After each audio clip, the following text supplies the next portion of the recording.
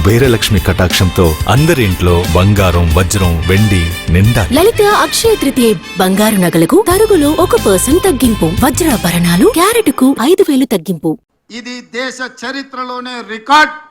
ఈ రికార్డ్ రైతుల కోసమే చేసినము, రైతులను ఆదుకోవాలన్న ఆలోచనతో చేసినము.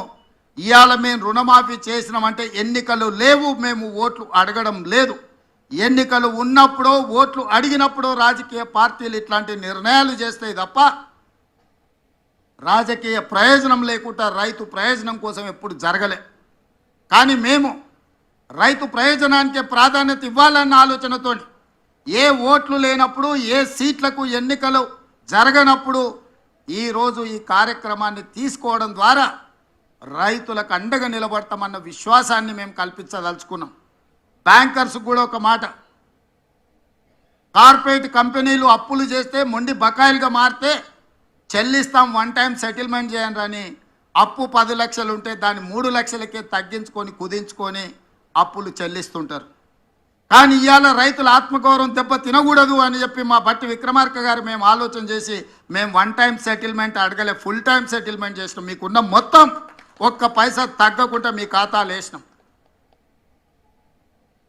ఇవాళ 7 లక్షల కోట్ల రూపాయలు రాష్ట్ర ప్రభుత్వం మీద అప్పుల భారం మోపిన్రు పోయిన ప్రభుత్వం.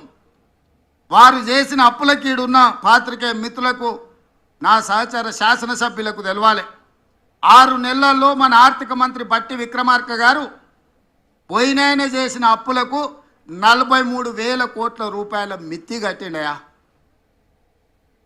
ఆయన చేసిపోయిన అప్పులకు తెలంగాణ రాష్ట్రాన్ని ఆయన తాకట్టు పెడితే ఆ తాకట్టును ఇడిపించడానికి ఈరోజు 6 నెలలలో బట్టి విక్రమార్క గారు పెన్షన్లు ఇచ్చిండు, ఫీజు రియంబర్స్మెంట్ చేసిండు, ఆర్టీసీ బస్సు ఆడబిడ్డలకు ఉచిత ప్రయాణం ఇచ్చిండు, రాజీవ్ ఆరోగ్యశ్రీ అమలు చేసిండు, 200 యూనిట్లు ఉచిత కరెంటు అందుబాటులోకి తీసుకొచ్చిండు, ఇందిరమ్మ ఇండ్లు కట్టడానికి అనుమతులు ఇచ్చిండు.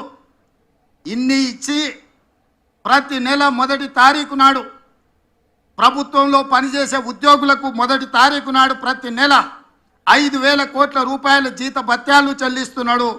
ప్రభుత్వానికి పనిచేసి రిటైర్ అయిన ఉద్యోగస్తులకు పెన్షన్లు 1వ తారీఖు నాడు చెల్లిస్తున్నాడు. అంగన్వాడీ నుంచి ఆశా వర్కర్ల వరకు ఈ ప్రభుత్వం మీద విశ్వాసం కలిగేటట్టు ప్రతి నెల 1వ వారంలోనే వాళ్ళ జీత భత్యాలు చెల్లిస్తూ ఇన్ని కార్యక్రమాలను ఆగకుండా చూసుకుంటూ ప్రతి సమస్యను పరిష్కరించుకుంటూ ఒక్కొక్కటిగా అధిగమించుకుంటూ పోయినాయన చేసిన అప్పు 6 నెలల్లో 43,000 కోట్ల రూపాయలు చెల్లించి ఈనాడు రైతుల కోసం దాదాపుగా 12,500 కోట్ల రూపాయలు సరిగ్గా 12 రోజుల్లోనే చెల్లించి మా నిబద్ధతను నిరూపించండు. మా ఆర్థిక మంత్రి గారిని, వారికి సహకరిస్తున్న వారి సిబ్బందిని మనస్ఫూర్తిగా నేను అభినందిస్తున్నా. వారందరూ సహకరించడం వల్లనే ఇంత గొప్ప కార్యక్రమం చేసే అవకాశం నాకు దక్కింది. అందుకే మిత్రులారా, ఇది ఒక గొప్ప కార్యక్రమం, జీవితకాలం మనకు గుర్తుండిపోయే ఒక తీపి జ్ఞాపకం. రైతాంగం ఆత్మగౌరవంతో తలెత్తుకునే కార్యక్రమం ఇది.